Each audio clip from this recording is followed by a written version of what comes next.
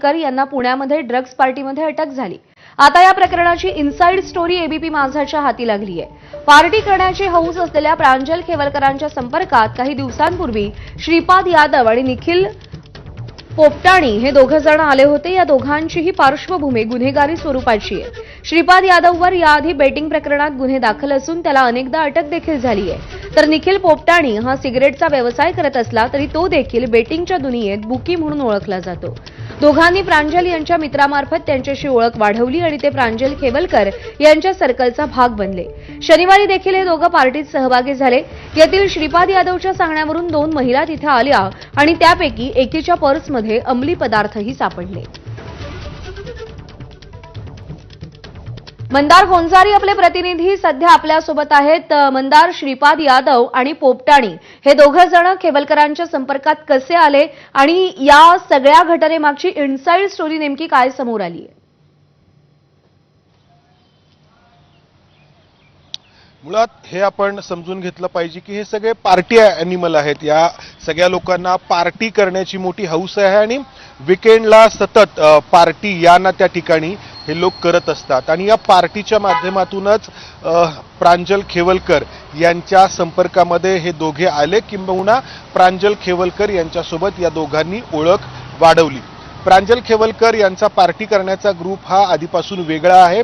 त्या ग्रुपसोबत प्रांजल खेवलकर पार्टी करतात। मात्र काही दिवसांपूर्वी हे श्रीपाद यादव आणि जो पोपटाणी आहे निखिल पोपटाणी हे संपर्कात आले आणि पार्टीच्या निमित्ताने जे भेटणं सुरू झालं त्यातून हे जे काही सर्कल आहे ते आणखी विस्तारत गेलं आणि शनिवारी आपण जर काय झालं हे पाहिलं तर आधी हा ग्रुप जो आहे तो एका बॉयलर नावाच्या पबमध्ये गेला।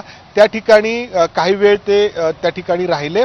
त्यानंतर पुन्हा एका दुसऱ्या हॉटेलमध्ये ते गेले, वेस्टिन नावाचं जे हॉटेल आहे तिथं काही वेळ ते बसले आणि त्यानंतर मग ज्या ठिकाणी पोलिसांनी छापा टाकला खराडी भागातील त्या ठिकाणी ते हे गेले आणि त्या ठिकाणी गेल्यानंतर या ज्या 2 मुली आहेत त्यांची त्या ठिकाणी एंट्री होते।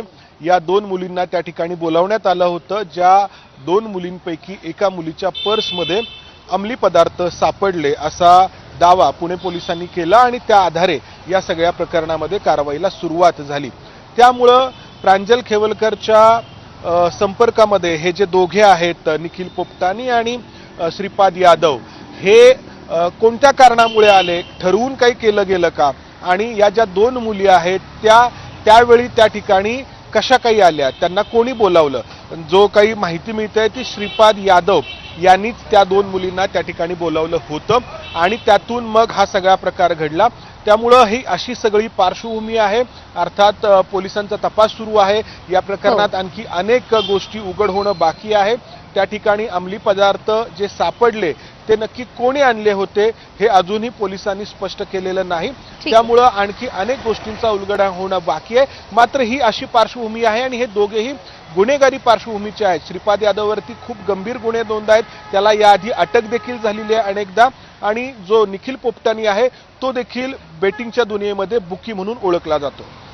मंदार, धन्यवाद दिलेल्या सगळ्या सविस्तर माहितीसाठी।